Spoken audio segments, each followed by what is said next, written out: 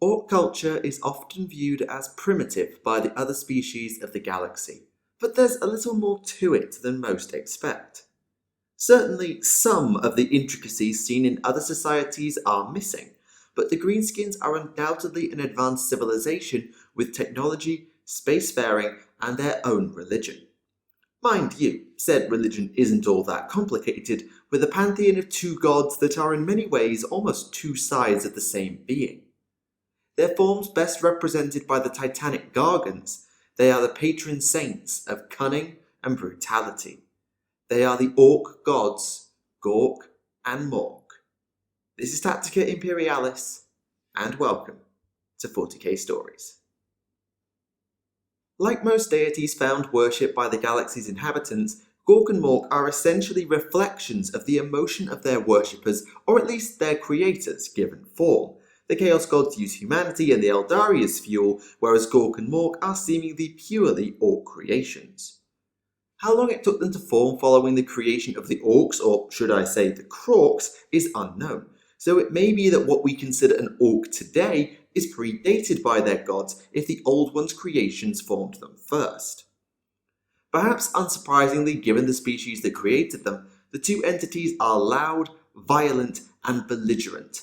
Orcs can experience a full gamut of emotion, at least up to a point, but these and a couple of other components are undoubtedly dominant, and so would contribute the most to the gods. As a result, Gork and Mork are both considered to be gods of war, which is how the Orcs see some other deified beings like the Emperor of Mankind. It's their only real frame of reference based on their own religion. This means that, just like the Chaos Gods in the Great Game, Gork and Mork fight each other, and everything else, a lot. The Orcs claim they are truly invincible, just as some say the Orcs can never lose a battle.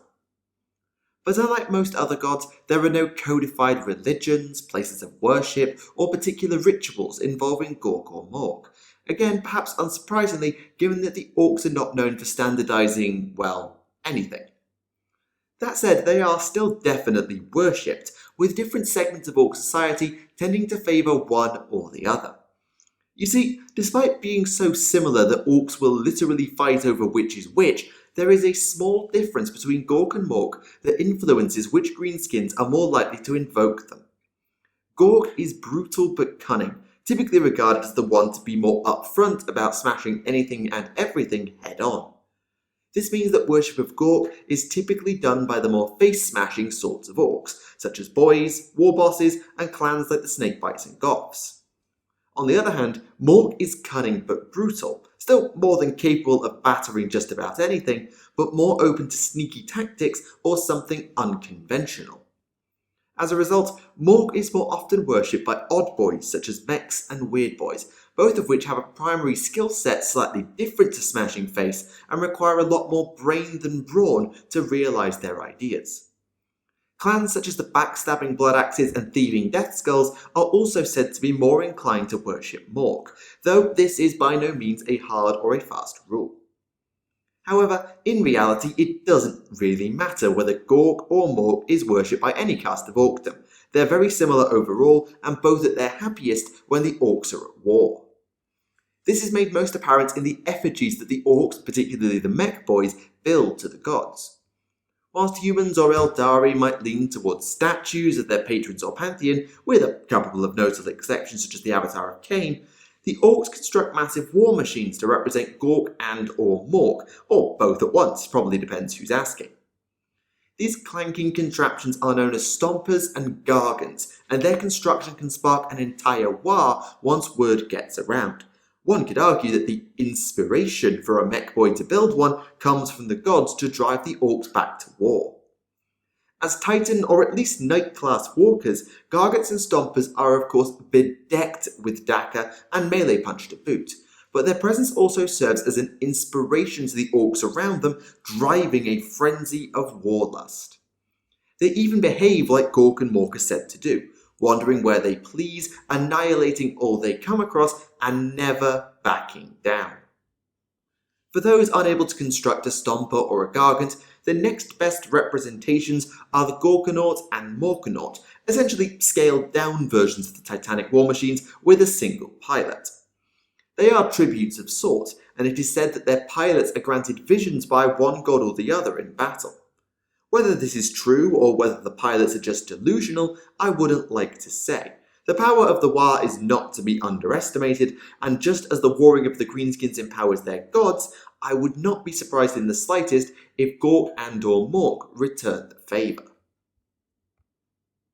As is typical for most deities, Gork and Mork don't often get involved in the affairs of the materium, at least not directly or overtly. However, there are no demon equivalents created by the Orc Gods, so if they want something done in reality, it's up to them to make it happen.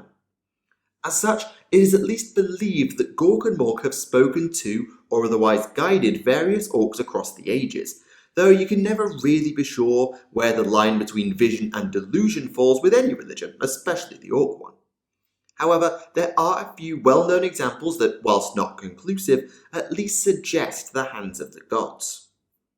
Probably the best known is the self-proclaimed prophet of the War, a certain Gazkul Thraka, whose tale we have told in a previous log. Following his should-have-been fatal cranial injury and subsequent surgeries from Mad Doc Grotzenik, Gazkul claimed that Gork and Mork were speaking to him directly. Certainly he was a visionary as well as a monstrous combatant, and the world of Armageddon nearly collapsed to his war twice. His excuse for using the first time was that it was a warm-up, all part of Gork and Mork's plan that they told him about later. Following his attempts to depart Armageddon after his second invasion turned to a stalemate, Gazkul's weird boys all began to speak as one, with the gods supposedly speaking directly through the conclave of psykers before gathering up the ship Gazkul was on and throwing it through the warp to arrive near to Octarius.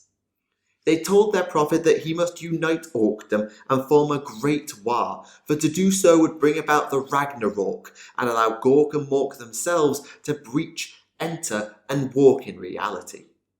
This has, of course, not happened, but Gazkul's legend is growing with every fight he wins, and after his recent upgrades from Grotzenik, he's likely more capable than ever of bringing his gods to our door. However, Gazkul was not the first mythically powerful warlord. That honour probably goes to the Beast, who all but conquered the galaxy in M32. We do not know whether Gork and Mork had as direct a hand in the Beast's rise as they appear to have had in Gazkul's, but I don't doubt that the temple gargant raised in their honour and image more than caught their attention. It is said that, during his seamed death fighting the Beast, the Salamander's Primarch Vulkan was able to witness the gods for himself, exposed as he was to pure, raw, war energy as he attempted to kill the Beast. He surmised, accurately to my mind, that the Orcs are a race that evolved through trial and error, but as he's yet to return from this particular death, I would not like to extrapolate any further without more of his musings on the matter. Finally, we need to talk about the cicatrix Malefictum, which the Orcs know as Gork's Grin. Their theory is that the brutal but cunning one is trying to swallow the stars, perhaps heralding their imminent arrival in reality should the breach widen enough. The Orcs believe that the vast numbers of chaos forces and demonic entities spewing from the Malefictum are a gift of sorts. Gork would never swallow up such filth, and instead grants them to the Orcs as new foes to fight and defeat. The loss of entire worlds, something mourned by most all species in the galaxy, is welcomed or at least forgiven. Clearly the Orcs on those worlds were going soft, so Gork gave them a bit of a push to get them back at war and making themselves stronger. Of course, we are very aware of what actually caused the Malefictum, a vast merger of countless warp storms, including the ones at Sortiarius and the ones spilling from Cadia's annihilation. But the question is thus: could the Orcs be right? Crazy, I know, so hear me out.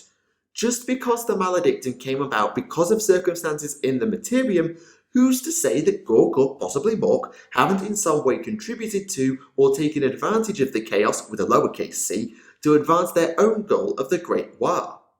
Certainly the Orcs believe it, and the visions and exhortations of the Weird Boys and even other greenskins are stronger post-Gork's Grin than before. Bear in mind just how powerful the Orc psyche and power of belief can be. What they think and believe can often become reality, so be careful about dismissing them out of hand.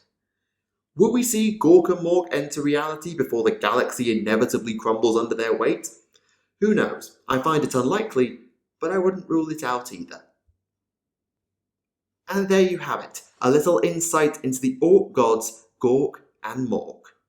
The true embodiments of the species that spawned and worships them, the gods of Orkdom are nigh invincible in battle and are perhaps more proactive in the event of the Materium than any other of the warp's deities. Whether their great war comes to fruition or not in the future, the threat of Gork and Mork, and the Orcs in general, should never be neglected. Malice perhaps exempted, they are the gods most likely to enter reality, and should they do so, they will drown it in war. For now, however, we must move on. Next time, a trip back to a time before the Space Marines were created, to look in as much detail as we can at those who came before them. Thank you for watching Tactica Imperialis, and I'll see you all again. Goodbye.